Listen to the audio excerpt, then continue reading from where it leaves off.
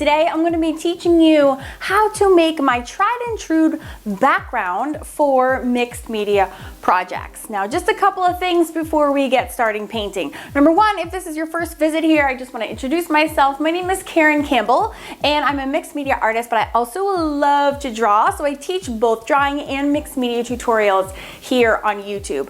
I've also published several books, but the one that is going to become most relevant in this series is my mixed media magic book, which has a lot of this information already written down inside of it. I'm in the middle of doing a mixed media for beginners series. Now, what I've done is I've taken my entire tried and true mixed media system, which I've used to make hundreds of projects, both in my art journal and on canvas, and I've just likened the whole entire thing into a hamburger. So I have this little cheat sheet for everyone who wants to learn all the layers of my mixed media system. It's totally free. Just let me know in the comments below if you want a copy of that. And it breaks down each of these videos and each of my processes down into a very specific step, so you can follow along. I'm also going to link in the eye in the corner of your screen is going to be a link to the playlist. So if you want to go back and start at number 1 and go through the series that teaches you everything to know to make successful, awesome mixed media projects. If you're joining us today, this is video number 4, and it's really just the second step. And so we're doing the background. We've already picked out our substrates. That was in video 2. We've already done the collage background. That was video number 3. And today we're doing the painting layer, which is video number 4 in our series. We're going to do the whole background today, and I'm going to lead you up and through the first layer of acrylic paint all the way up to the ugly face. Yes, the ugly face. If you're not familiar with the ugly phase, you are an anomaly, because everybody goes through an ugly phase. Yes, everyone, including myself, especially myself. And I will be talking about how to go up and then power through that ugly stage as you go. Now, just so you know, coming up, if you want to follow along in this series, I have another cheat sheet coming out.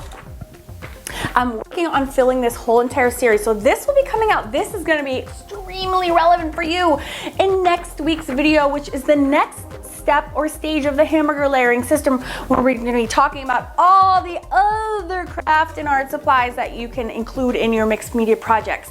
And if you're new to mixed media, you might not know the thousands and thousands of possibilities that you can add to your projects. So I'm putting together a cheat sheet that will explain exactly what happens when you use these products, so you can choose and make an informed decision about whether you want to include that in your project or not. So without further ado, let's get to making our background. All right, so I have just dried this with my hairdryer, so it's all ready to go. If you notice, I have a pretty even distribution of my papers here, and that's pretty much typical.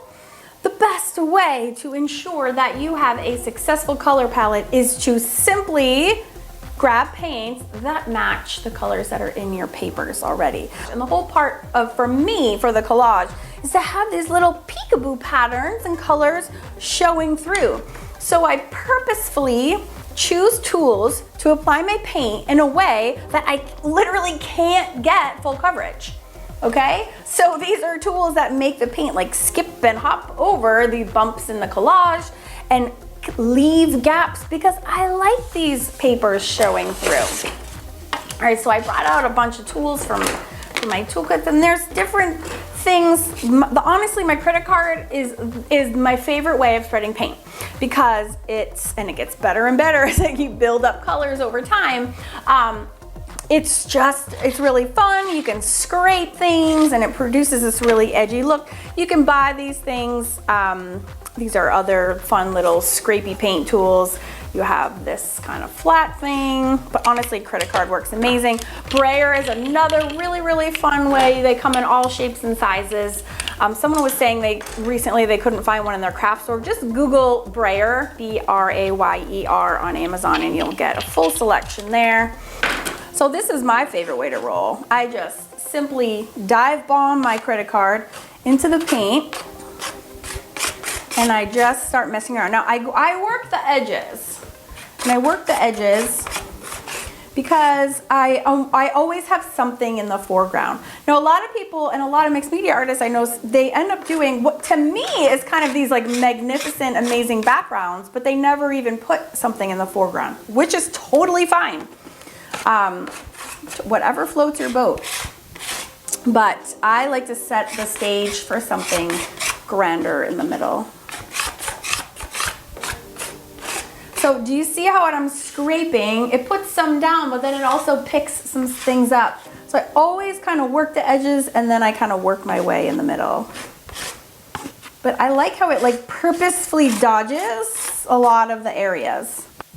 And I also know because it's acrylic paint, it's not gonna move, which is, you know, sometimes it's hard to get things perfectly the way you want them, especially with backgrounds. So if this was working in like a water-soluble ink that was gonna react like crazy, anything liquid on top going will make a water-soluble product react. That's like so nerve-wracking because it undoes all the work that you just did. So that's why I always do this layer in permanent materials. And again, that list of permanent materials will be available next week. So make sure you subscribe so you don't miss out on those, guys. All right, so this is like a nice even distribution. I'm gonna take my hairdryer and dry that. Okay, I don't want this video to go on all day. So there's a number of ways, like I already said, that you can apply your paint in the backgrounds. And don't forget about your fingers. You can, you know, get in there any way that brings you joy. This is still very much the play stage. We don't want our backgrounds to compete with our foreground. So I like to draw faces. I like to draw a lot of whimsical animals. And so I don't want my backgrounds to compete with my main character, whoever's gonna show up on top.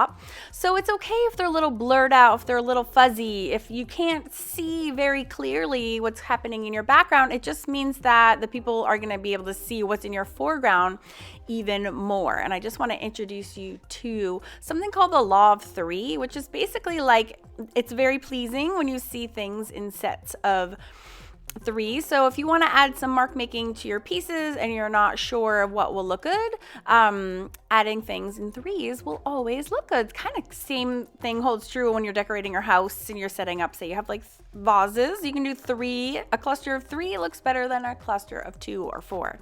Weird, but true.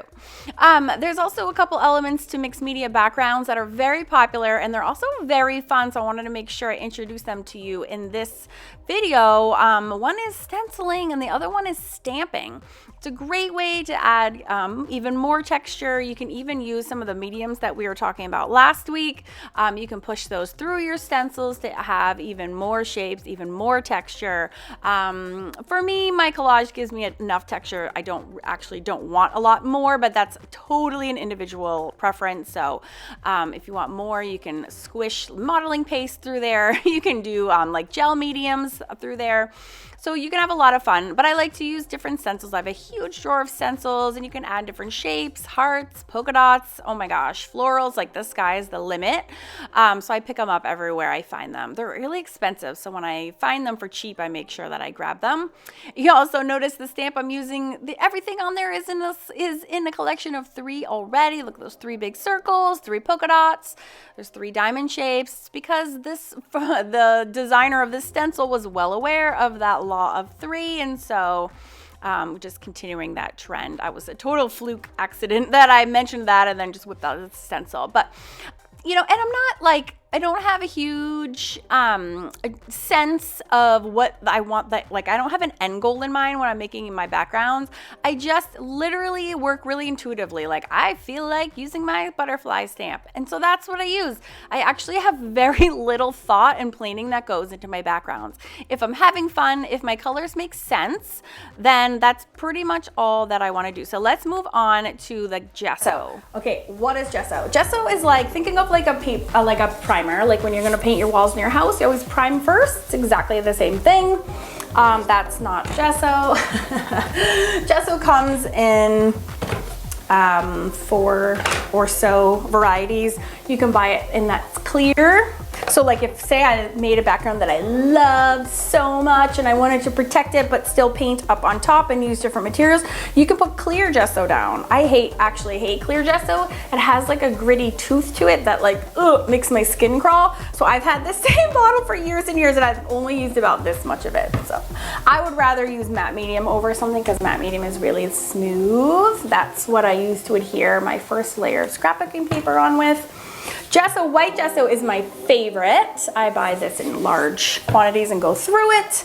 You can also buy it in grays. This is not opaque, so I don't like it. Black gesso is a dream. It's like 100% opaque. So if you have a page that's like a nightmare and you want to obliterate it entirely, black gesso is your best friend. White gesso is also my best friend. It is transparent, so it is awesome because it will peek some things through. One layer, put on smoothly, will still show things through. So it doesn't obliterate it because it's not opaque. It's not 100% opaque. I'd say it's 50% opaque. So there's ways that you can knock this back. Like this is getting to be crazy. So you can use a brush and brush it. I could like brush this on super lightly, and that would be fun. You can also do the same things you do in the paint. You can swipe it on if you want to get that textured effect. You can also, and I do this all the time, is I would actually draw like the outline of my girl, and then I only gesso within her face, like where I'm gonna actually paint my character. So you have some options there. But just know that gesso and paint are best friends with each other, so you can always use them in any order. You can put gesso on first and then paint on top, or vice versa. It's fine. I usually use it because it will punch up. See how crazy this is? And so the reason I say I did draw an outline of my face, okay, and I was ready to paint. The reason I put gesso down and I don't just launch into her face color is because you're really like, if you're really saying to that part of the canvas, like, okay, we're starting from scratch now, let's take it seriously, let's zone in. This is the area that I'm going to be drawing, her face and her neck. So I want to have a new base and a new foundation for the paint that's going on top. So it puts on a nice, if you put on two nice coats, it becomes a more opaque white. So when you start putting on her skin color, it really pops, because the gesso has given it a really lovely foundation. So you have some options there for gesso, but it is awesome. I also sometimes just straight up paint with it, like as you can with paint. You can also mix paint into clear gesso if you want to color it, but again, I hate clear gesso, so I don't use it. You can knock back this whole thing if you want to. And also keep in mind, you can always go back to your background. Also, you're not married to anything. It's the beauty of paint, is you can change your mind and just paint, knock it back. So what I'm gonna do, just because I feel like it, no other reason, is I'm gonna make like a little rectangle. See, and I like the brayer. See how it skips and bumps over all these things? I'm gonna make like a rectangle, almost like inside of the frame, if you will.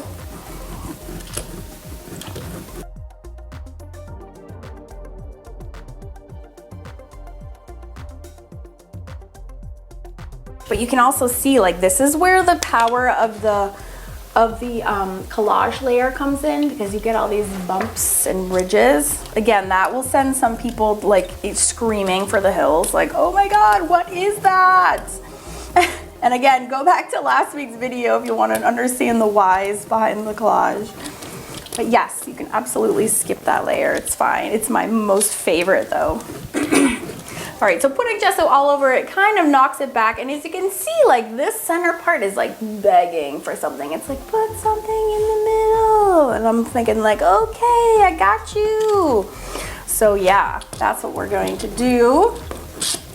Don't worry about drawing faces right now. I have links below on lessons so you can learn how to draw faces as well. But I just wanted to show you that after you've drawn your main subject, whatever that is, it's a really good idea to go back and repeat the layer of gesso onto whatever area is going to be your foreground.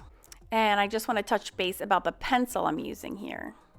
So again, I'm dividing all the supplies into various categories, from permanent, frozen, to things that are extremely sensitive to when water is hitting them. This graphite pencil is more in the lines of somewhere between moderate melt and lovely blend, meaning when you add liquid, in which case the liquid is my gesso, it is smearing them, okay? Now I know that's gonna happen because I've worked with this many, many times before, but if you're new to mixed media art, that can be very scary and unpredictable, and you might be inclined to be like, no, this is ruined. The graphite is moving around, but I do that quite intentionally, but that's why this cheat sheet is going to be your everything, because if you don't like this effect and that makes you highly uncomfortable, guess what?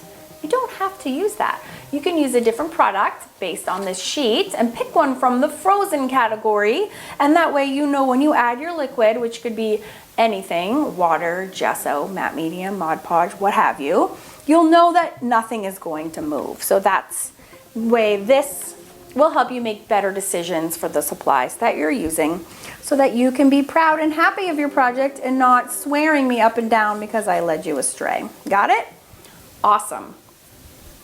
All right, and I know this video is supposed to just be on the background, but I want to finish up this layer. I want to finish up this layer for you in this episode, because that way next week's video will be just on the next layer of the hamburger as promised. I am mixing up skin colors for this girl, and I'm using Lucas Crail Apricot and Flesh Color, and it's a little bit glossy, and I want to make this more matte. I like just working with matte, so I'm adding in this ultra matte medium, and you can learn more about that in last week's video number 3 in this series, because I talk all about what the different mediums are and how they work and what they mean.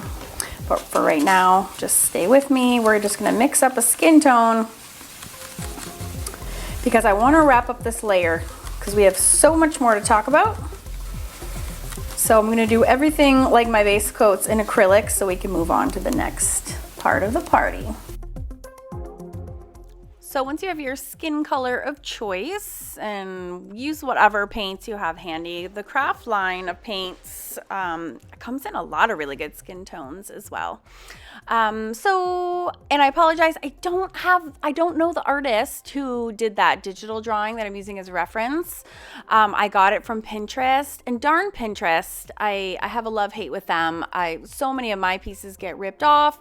My pins are leading to things that don't belong to me, and I feel like this artist was ripped off as well, because I don't know who she is, but it is, I'm just using it for teaching purposes. I'm not going to sell this, and I'm also going to do this. Hopefully she will look pretty different at the end because I'm using different materials, and she's obviously not going to be digital when I'm through with her, but I just want you to let you know that I'm using a reference, and if I knew the artist, I would absolutely tell you who she was. I'm using the exact same colors in my background that I'm using in her face, and that way I'm guaranteed to have a palette that matches perfectly.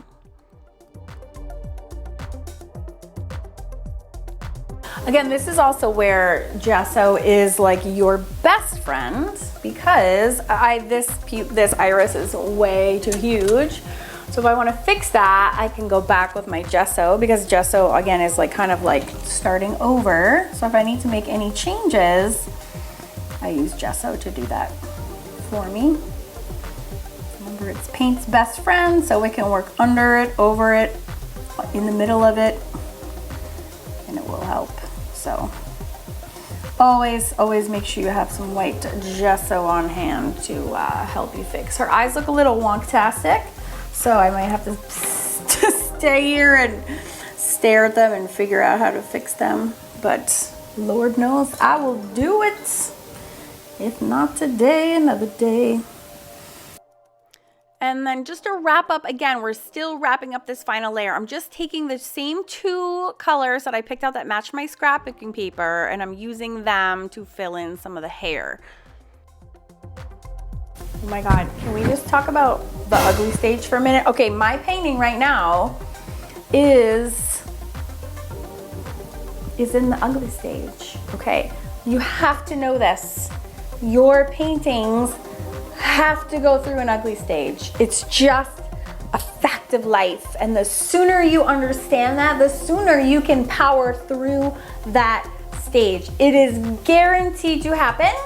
So get over it and move past it, okay? The only way to get rid of the ugly stage is to keep going. We're only on layer 2 of the hamburger. We have 1, 2, 3, 4, 5 layers left. That is so long to go before we're done.